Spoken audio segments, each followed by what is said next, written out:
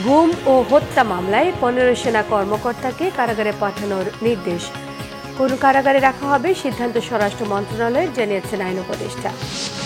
BNP গণভোটে রাজি হলেও এখন আবার ঝামেলা করছে, মন্তব্য আব্দুল্লাহ তাহেরের। ইসির ভূমিকা নিয়ে প্রধান উপদেষ্টার কাছে নালিশ এনসিপি। কোনো অন্যায় বা চাপের কাছে নথি স্বীকার করবে না ইসি, সাফ জানালেন সিইসি। মোবাইল কোর্ট পরিচালনায় আইনের মতো স্বচ্ছতার পরামর্শ কমিশনারদের। ধোঁয়াশা রেখে নির্বাচন পরিচালনা সম্ভব হবে না, মন্তব্য আমির খসরুর। ঐক্যবদ্ধ থাকলে ধানের শীষকে আটকানোর সাধ্যকর নেই, মন্তব্য নেতাদের। দেখছিলেন কাউন্সিলম্যান সংবাদ শিরোনাম, এবারে বিস্তারিত। মানবাধিকার লঙ্ঘনের 3 মামলায় 15 সেনা কর্মকর্তাকে কারাগারে পাঠানোর নির্দেশ দিয়েছে আন্তর্জাতিক অপরাধ ট্রাইব্যুনাল। এই সেনা কর্মকর্তাদের মধ্যে রয়েছেন মেজর থেকে মেজর জেনারেল পদমর্যাদার কর্মকর্তা। সেই সঙ্গে শেখ হাসিনা সহ পলাতক আসামিদের হাজির হতে পত্রিকায় বিজ্ঞপ্তি প্রকাশের নির্দেশ দিয়েছেন আদালত। বিচারপতি মোহাম্মদ গোলাম মর্তুজা মজুমদারের নেতৃত্বাধীন 3 সদস্যের ট্রাইব্যুনাল এ নির্দেশ দেন।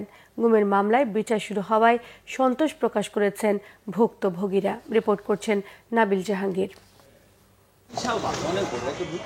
বুধবার সকাল 7টার পর আন্তর্জাতিক অপরাধ ট্রাইব্যুনালে পৌঁছায় সবুজ রঙের শীতাতপ নিয়ন্ত্রিত নতুন একটি প্রিজন ভ্যান। কড়া নিরাপত্তায় সেখান থেকে নামানো হয় গুম ও মানবাধিকার লঙ্ঘন মামলায় অভিযুক্ত আসামিদের। তাদের মধ্যে মেজর জেনারেল 1 জন, ব্রিগেডিয়ার জেনারেল 7 জন, কর্নেল 2 জন, লেফটেন্যান্ট কর্নেল 4 জন ও 1 জন মেজর রয়েছেন। তবে এ সময় তাদের হাতে হাতকড়া ছিল না। এদিন প্রচলিত সময়ের কয়েক ঘন্টা আগে সকাল 8টায় এজলাস শুরু হয়। আসামিদের জামিন এবং ভার্চুয়ালি হাজিরার আবেদন করেন তাদের আইনজীবী। তবে শুনানি শেষে তাদের কারাগারে পাঠানোর আদেশ দেয় ট্রাইব্যুনাল। ওনাদেরকে আইন শৃঙ্খলা রক্ষাকারী বাহিনী গ্রেফতার করে আজকে আদালতে উপস্থিত করেছে। তারা এখন যেহেতু আজকে আইনজীবীরা হাজির হয়ে তাদের পক্ষে ওকালতনামায় স্বাক্ষরের অনুমতি নিয়েছেন, তারা বলেছেন জামিনের আবেদন করতে চান। আদালত বলেছেন যেহেতু জামিনের আবেদন একটা প্রক্রিয়ার ব্যাপার আছে, প্রথমে ওকালতনামায় তারা সিগনেচার নেবেন, তারপরে নিয়মিতভাবে আবেদন করবেন। আদালত বলেছেন যে আবেদন থাকলে আপনারা রেজিস্ট্রার অফিসে আইন অনুযায়ী দাখিল করবেন, পরবর্তী তারিখে যদি কোনো আবেদন থাকে তখন সেটা তারা শুনানি করবেন। পরে সকাল 10টার দিকে 15 সেনা কর্মকর্তাকে সেনানিবাসের সাব জেলে নিয়ে যাওয়া হয়। আসামি পক্ষের আইনজীবীর দাবি, আইনের ওপর শ্রদ্ধা রেখে আত্মসমর্পণ করেছেন সেনা কর্মকর্তারা। তারা আইনের প্রতি শ্রদ্ধাশীল হয়ে আদালতে আত্মসমর্পণ করেছে এবং আদালত আমাদেরকে অনুমতি দিয়েছে ওকালতনামা স্বাক্ষর করার। আমরা 3টি আবেদন প্লেস করেছি। আবেদনগুলো পরবর্তী ডেটে শুনানি হবে। তার ভিতরে একটি জামিনের পিটিশন আছে, প্রিভিলেজ কমিউনিকেশন, এবং তাদেরকে যাতে সাব জেলে রাখা হয়, সাব জেলের ব্যাপারটি জেল কর্তৃপক্ষ দেখবেন। এদিকে গুমের মামলার বিচার শুরু হওয়ায় স্বস্তি প্রকাশ করেছেন ভুক্তভোগীরা। বাংলাদেশে গুমের ঘটনাগুলো অধিক নির্মম ও নজিরবিহীন। 999 জন ভালো আর 1 জন খারাপ, তার জন্য পুরো বাহিনীকে বদনাম রটানো, কুৎসা রটানো কিন্তু কোনো দেশপ্রেমিকের কাজ নয়। ক্যান্টনমেন্টের ভিতরে এসি রুমে রেখে কাটা চামিচ প্লেটে এটা রাখা কোনোভাবে সম্ভব না। বৈষম্য হলে আমরা ন্যায় বিচার পাবো না। এই 3 মামলার পলাতক আসামি শেখ হাসিনা ও আসাদুজ্জামান খান কামাল সহ পলাতক 17 জনকে ট্রাইব্যুনালে হাজির হতে 1 সপ্তাহের মধ্যে পত্রিকায় বিজ্ঞপ্তি দেওয়ার নির্দেশ দিয়েছে আদালত। গুমের 2 মামলার পরবর্তী শুনানি 20 নভেম্বর, হত্যা মামলার পরবর্তী তারিখ 5 নভেম্বর। দেশের ইতিহাসে প্রথমবারের মতো 15 জন সামরিক কর্মকর্তাকে তোলা হলো বেসামরিক আদালত আন্তর্জাতিক অপরাধ ট্রাইব্যুনালে। আদালত তাদেরকে কারাগারে পাঠানোর নির্দেশ দিলেন। এর মধ্য দিয়ে আইনের শাসন আরও মজবুত হবে, এমনটাই বলছেন সংশ্লিষ্টরা। নাবিল জাহাঙ্গীর, বাংলা ভিশন, ঢাকা। আইনের প্রতি শ্রদ্ধা দেখিয়ে অভিযুক্ত সেনা কর্মকর্তাদের ট্রাইব্যুনালে হাজির করানোয় সেনাবাহিনীর প্রশংসা করেছেন আইন উপদেষ্টা ডক্টর আসিফ নজরুল। বুধবার সচিবালয়ে সাংবাদিকদের আইন উপদেষ্টা জানান, প্রত্যেক দলই অন্তর্বর্তী সরকারের সমালোচনা করছে, তাতে এই বিষয়টি পরিষ্কার, সরকার সঠিক পথেই আছেন। ফেব্রুয়ারিতে নির্বাচনে আস্থার কোনো সংকট নেই জানিয়ে তিনি জানান, রাজনৈতিক দলগুলোর মধ্যে যে আস্থার সংকট দেখা যায়, জুলাই সনদ বাস্তবায়ন শুরু হলেই কেটে যাবে তা। আন্তর্জাতিক অপরাধ ট্রাইব্যুনালে সামরিক কর্মকর্তাদের হাজির হওয়া নিয়েও কথা বলেছেন ডক্টর আসিফ নজরুল। তিনি জানান, আদালতের প্রতি তাদের এই সহযোগিতাকে সরকার ইতিবাচকভাবেই দেখছে, তবে তাদেরকে কোথায় রাখা হবে সেই বিষয়টি একেবারেই স্বরাষ্ট্র মন্ত্রণালয়ের এখতিয়ারে।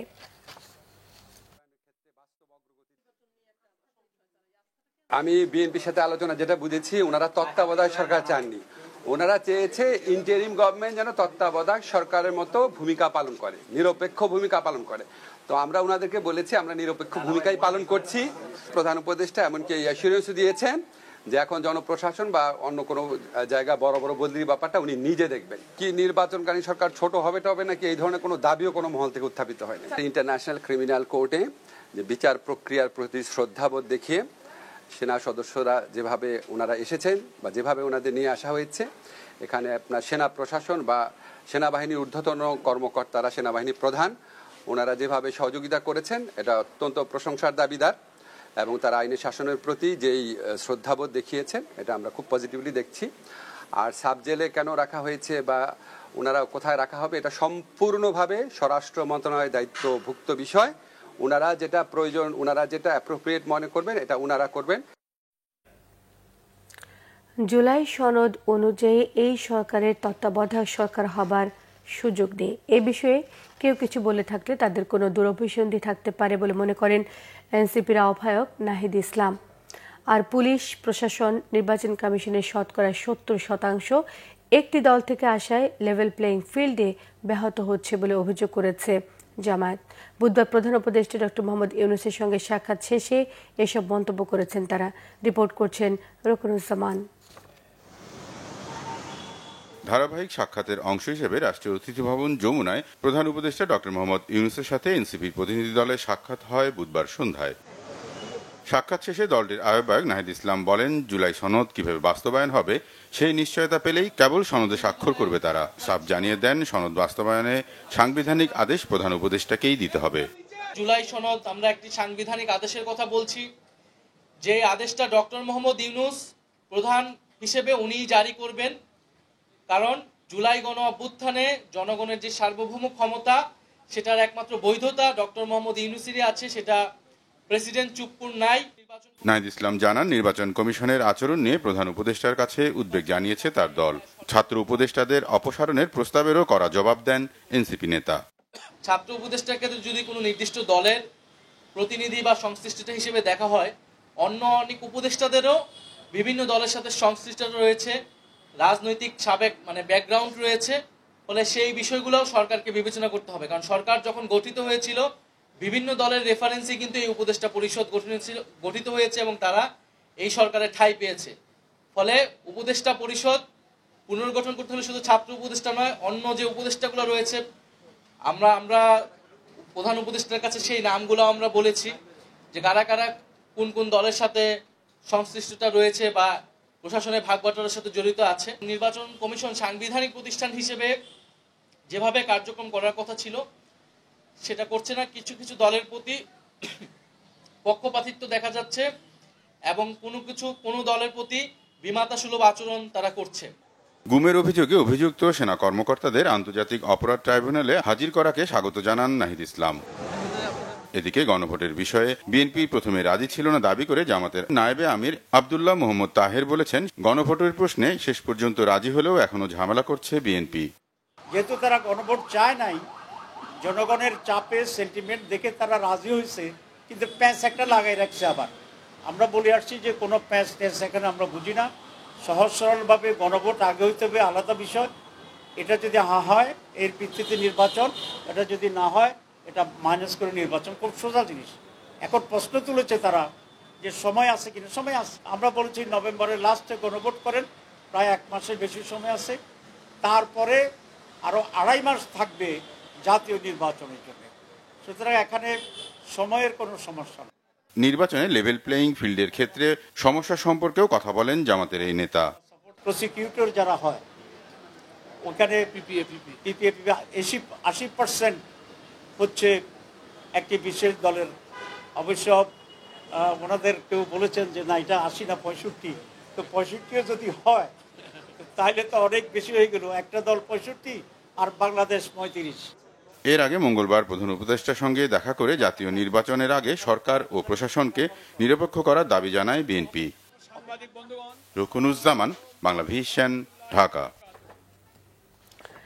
নির্বাচন কমিশন কোনো অন্যায় বা চাপের কাছে নথি স্বীকার করবে না, আইন অনুযায়ী কাজ করবে বলেছেন প্রধান নির্বাচন কমিশনার AMM নাসিরউদ্দিন।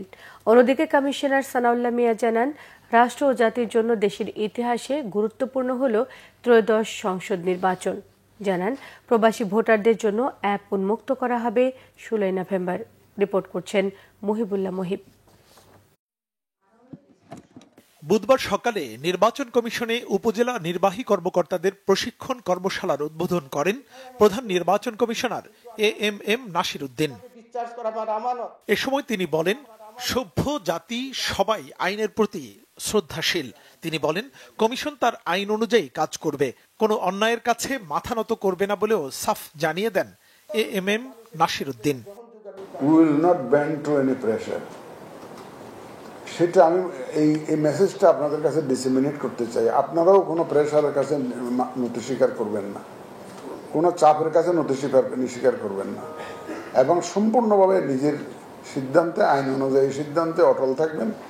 আমাদের পক্ষ থেকে আমরা সার্বিক সহযোগিতা দেব, এবং নির্বাচন কমিশনও কিন্তু কারো কোনো অন্যায় চাপের কাছে নথি স্বীকার করবে না। কারণ আমরা আপনাদেরকে অন্যায় কোনো আদেশ দিব না, অন্যায় কোনো হুকুম দিব না। এইটা আপনার ধরে রাখতে পারেন যে আইন প্রচলিত আছে রিলেভেন্ট টু দ্য ইলেকশন, সেই আইন অনুযায়ী আমাদের নির্দেশনা যাবে বা আপনারা সেটা সেইভাবে পালন করবেন। ইউএনওদের কোনো দলের পক্ষে কাজ না করার আহ্বান জানান নির্বাচন কমিশনার আনোয়ারুল ইসলাম। তিনি বলেন, দুপক্ষের সহিংসতার ঘটনায় কাউকে আটক করা হলে তাকে নির্বাচনের আগে আর ছাড়া হবে না, আদালতে পাঠানো হবে। সরকারি কর্মকর্তা কর্মচারীদের মান সম্মান আমাদের যে বুলণ্ঠিত হয়েছে, এতে কোনো সন্দেহ নাই। এর মধ্যে আমিও একজন, আমরাও সবাই। সুতরাং আমাদের যে সুযোগটি এসেছে এটি কাজে লাগাতে হবে। আজকে আপনাদের এখানেও অনেকে হয়তো বা মনে করতে পারেন যে সামনে কি অবস্থা। আজকের পত্রিকায় দেখলাম যে একটা তত্ত্বাবধায়ক সরকারের আবহ সৃষ্টির চেষ্টা হচ্ছে। নির্বাচন কমিশন থেকে আপনাদের প্রতি মেসেজ হচ্ছে, কোনো ভয় নাই, সঠিক কাজ করবেন, নির্বাচন কমিশন আপনাদের সাথে আছে। কিন্তু উদ্দেশ্যমূলকভাবে কোনো কাজ করলে কিন্তু সাংঘাতিক পেরেশানিতে পড়বেন। এখন থেকে মোবাইল কোর্ট পরিচালনায় আয়নার মতো স্বচ্ছতা আনার পরামর্শ দেন নির্বাচন কমিশনের কর্মকর্তারা। মুহিবুল্লাহ মুহিব, বাংলা ভিশন, ঢাকা। তত্ত্বাবধায়ক সরকার ইস্যুতে তৃতীয় দিনের শুনানির জন্য বৃহস্পতিবার দিন ধার্য করেছেন আপিল বিভাগ। বুধবার দ্বিতীয় দিনের শুনানি শেষে প্রধান বিচারপতি সৈয়দ রেফাত আহমেদের নেতৃত্বাধীন 7 সদস্যের বেঞ্চ এর তারিখ ধার্য করেন। বুধবার শুনানি শেষ করেন বদিউল আলম মজুমদারের আইনজীবী। বৃহস্পতিবার বিএনপি এবং জামায়াতে ইসলামের পক্ষের আইনজীবীরা শুনানি করবেন। এর আগে গত 27 আগস্ট তত্ত্বাবধায়ক সরকার ব্যবস্থা বাতিলের রায় পুনর্বিবেচনা চেয়ে করা আবেদনের শুনানি শেষে আপিলের অনুমতি দেওয়া হয়েছে। এরপর ডক্টর বদিউল আলম মজুমদার সহ 5 জন, বিএনপি মহাসচিব মির্জা ফখরুল ইসলাম আলমগীর, জামায়াত ইসলামের সেক্রেটারি জেনারেল অধ্যাপক মিয়া গোলাম পরোয়ার আপিল করেন। বিএনপি স্থায়ী কমিটির সদস্য আমির খসরু মাহমুদ চৌধুরী বলেছেন, অন্তর্বর্তী সরকারকে নিরপেক্ষ থাকতে হবে, না হলে অশুভ শক্তির আবির্ভাব হবে। ধোঁয়াশা রেখে নির্বাচন পরিচালনা সম্ভব হবে না বলেও তিনি মন্তব্য করেন। বুধবার জাতীয় প্রেস ক্লাবে জাতীয়তাবাদী মুক্তিযোদ্ধা দলের আলোচনা সভায় আমির খসরু মাহমুদ চৌধুরী এসব কথা বলেন। জানান, যত দ্রুত সম্ভব জনগণের ম্যান্ডেট জনগণের কাছে ফিরিয়ে দেওয়া উচিত। আমির খসরুর অভিযোগ, মবক্রেসি বা কোনো দলের চাপের কাছে নথি স্বীকার করে অনেক সিদ্ধান্ত নিচ্ছে সরকার। বিভিন্ন জায়গায় পদায়ন এবং বদলিতে বিএনপি অংশ নেয়নি বলে তিনি দাবি করেন। বলেন, অন্তর্বর্তী সরকারকে দ্রুত তত্ত্বাবধায়ক সরকারের ভূমিকায় অবতীর্ণ হতে হবে। গণতন্ত্রে বিশ্বাস থাকায় বিএনপি কোনো দাবি নিয়ে রাজপথে নামেনি বলেও জানিয়েছেন বিএনপির এই নেতা। যে সমস্ত দাবি দাওয়া নিয়ে রাস্তায় নেমে বিশৃঙ্খলা সৃষ্টি করা হচ্ছে এবং নির্বাচনকে প্রশ্নবিদ্ধ করার যে চেষ্টা হচ্ছে, বিভিন্ন দাবি দেওয়া তুলে রাস্তায় গিয়ে, এগুলো তো রাস্তায় যাওয়ার তো দিন শেষ হয়ে গেছে। শেষ হাসিনাকে বিদায় করা হয়েছে, এখন যাবেন জনগণের কাছে। আপনার যত দাবি দেওয়া আছে সবগুলো নিয়ে আগামী নির্বাচনে আপনার ম্যানিফেস্টোতে নিয়ে জনগণের কাছে যান। জনগণের ম্যান্ডেট নিয়ে সংসদে পাস করেন, আপনি রাস্তায় নেমে জোর করে দাম করতে গেলে তাহলে তো গণতন্ত্রের বিশ্বাসী হলেন না। বিএনপি ভারপ্রাপ্ত চেয়ারম্যানের পররাষ্ট্র বিষয়ক উপদেষ্টা হুমায়ুন কবিরকে দলীয় দায়িত্বে যুগ্ম মহাসচিব আন্তর্জাতিক বিষয়ক হিসেবে নিয়োগ করা হয়েছে। বুধবার বিএনপির সিনিয়র যুগ্ম মহাসচিব অ্যাডভোকেট রুহুল কবির রিজভী স্বাক্ষরিত এক সংবাদ বিজ্ঞপ্তিতে এই পদায়নের তথ্য জানানো হয়। হুমায়ুন কবির দীর্ঘদিন লন্ডনে স্থানীয় রাজনীতিতে সক্রিয় থাকার পর বাংলাদেশে ফিরে বিএনপিতে দায়িত্ব গ্রহণ করেন। বর্তমানে তিনি ভারপ্রাপ্ত চেয়ারম্যান তারেক রহমানের পররাষ্ট্র বিষয়ক কর্মকাণ্ডে গুরুত্বপূর্ণ সহযোগীর দায়িত্বে আছেন। আগামী নির্বাচনে সিলেট 2 আসন থেকে নির্বাচন করার আগ্রহ প্রকাশ করেছেন তিনি। বিএনপি চেয়ারপারসনের পররাষ্ট্র বিষয়ক উপদেষ্টা কমিটির বিশেষ সহকারী ইশরাক হোসেন বলেছেন, তারেক রহমান ঘোষিত 31 দফা বাস্তবায়ন করার রাজনৈতিক সক্ষমতা বিএনপির রয়েছে। বুধবার ঢাকা মহানগর দক্ষিণের সূত্রাপুর থানা কৃষক দলের নবগঠিত কমিটির পরিচিতি সভায় ইশরাক হোসেন এসব কথা বলেন। তিনি বলেন, বিএনপি নেতাকর্মীরা ঐক্যবদ্ধ থাকলে আগামী নির্বাচনে ধানের শীষকে আটকানোর মতো কোনো শক্তি নেই। বলেন, পিআর নিয়ে বিভ্রান্তি ছড়ানো হলে জনগণ তা মেনে নেবে না। তিনি আরও বলেন, ধর্মকে ব্যবহার করে রাজনীতি বিএনপি সমর্থন করে না, তাই নিজেদের কোনো বিভাজনে যেন ফ্যাসিস্টরা আবার ফিরে আসতে না পারে সেই ব্যাপারে সবাইকে সতর্ক থাকতে হবে। সবার জন্য নিরাপদ বাংলাদেশ গড়াই বিএনপি লক্ষ্য বলে মন্তব্য করেছেন ইশরাক হোসেন। আগামী জাতীয় নির্বাচনে সঠিক প্রার্থীকে বাছাই করে সংসদে পাঠানোর উপর গুরুত্ব দেন বিএনপির এই নেতা। 31 দফা এটা বাস্তবায়ন করার মতো রাজনৈতিক সদিচ্ছা, রাজনৈতিক সংগঠন, রাজনৈতিক ভিত্তি এবং রাজনৈতিক ক্ষমতা, এই সকল কিছু বর্তমানে একমাত্র বিএনপিরই রয়েছে, অন্য কোনো দলের নাই।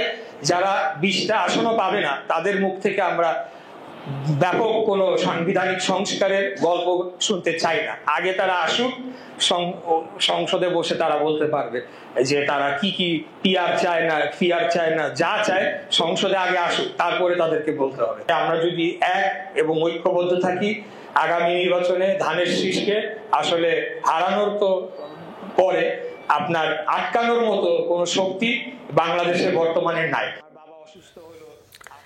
রাজনৈতিক ঐক্যমত্যই দেশের নিরাপত্তায় সবচেয়ে জরুরি বলে মনে করেন বিশ্লেষকরা। বাইরের চেয়ে অভ্যন্তরীণ নিরাপত্তা উপাদানগুলোর উপর আগে গুরুত্ব দেওয়ার পরামর্শ দিয়েছেন তারা। নৌপরিবহন উপদেষ্টা অবসরপ্রাপ্ত ব্রিগেডিয়ার জেনারেল শাখাওয়াত হোসেন বলেছেন, বাংলাদেশের সাথে কেউ শত্রুতা করলে নিজেরাই ক্ষতিগ্রস্ত হবে। রিপোর্ট করছেন এমরুল কায়েস। বাংলাদেশের নিরাপত্তায় আঞ্চলিক ভূরাজনীতির প্রভাব নিয়ে সেমিনার আয়োজন করে সশস্ত্র বাহিনী বিভাগ ও Bangladesh institute of international and strategic studies. এতে বক্তারা বলেন, দেশের নিরাপত্তার জন্য শক্তিশালী প্রতিরক্ষা ব্যবস্থা, অর্থনৈতিক স্থিতিশীলতা জরুরি। এছাড়া আঞ্চলিক শান্তি ও স্থিতিশীলতাও দেশের নিরাপত্তার জন্য গুরুত্বপূর্ণ। তারা বলেন, নিরাপত্তা হুমকি মোকাবেলায় সবার আগে প্রয়োজন রাজনৈতিক দলের মধ্যে ঐক্যমত। আমাদের প্রতিরক্ষা ব্যবস্থা আধুনিক করতে হবে। এজন্য কৃত্রিম বুদ্ধিমত্তা ও প্রতিরক্ষা সরঞ্জামের অভ্যন্তরীণ উৎপাদন বাড়াতে হবে। পাশাপাশি ভূ রাজনৈতিক বিষয়ে রাজনৈতিক বোঝাপড়া জরুরি। আমাদের বড় সমস্যা হলো দেশের ভেতরের শক্তিরাই বাইরের শক্তিকে অভ্যন্তরীণ ইস্যুতে জড়িত করে। এটা বন্ধ না হলে সবাই সুযোগ নেবে।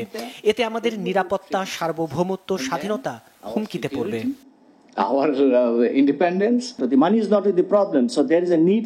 সামরিক ও বেসামরিক আমলাতন্ত্রের উপর সিভিলিয়ান সরকারের শক্তিশালী নিয়ন্ত্রণ জাতীয় নিরাপত্তার জন্য গুরুত্বপূর্ণ।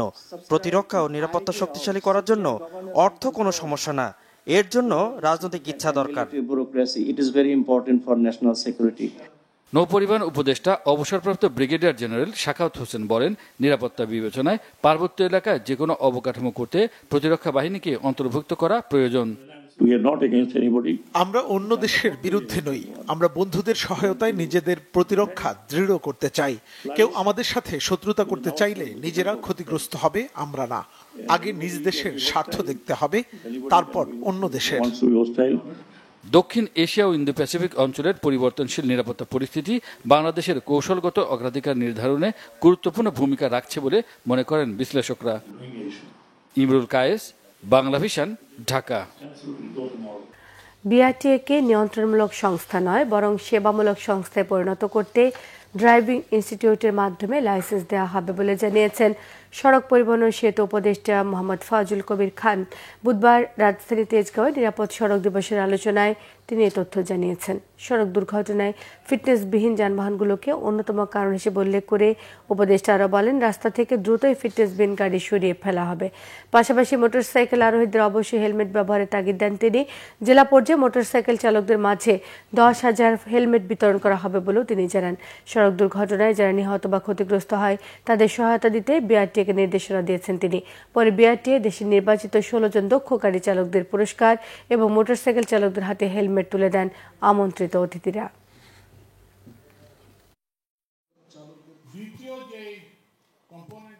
আমরা বিআরটিএকে একটা নিয়ন্ত্রণমূলক সংস্থা থেকে এটাকে একটা সেবামূলক সংস্থায় পরিণত করতে চাই। তো এখন ড্রাইভিং লাইসেন্স পেতে হলে আপনাকে কি করতে হবে? আপনি একটা প্রশিক্ষণ নিতে হবে কোনো একটা স্বীকৃত প্রশিক্ষণ কেন্দ্র থেকে। লাইসেন্স পাওয়ার প্রথম পূর্ব শর্ত হচ্ছে যে আপনাকে প্রশিক্ষণ প্রাপ্ত হতে হবে।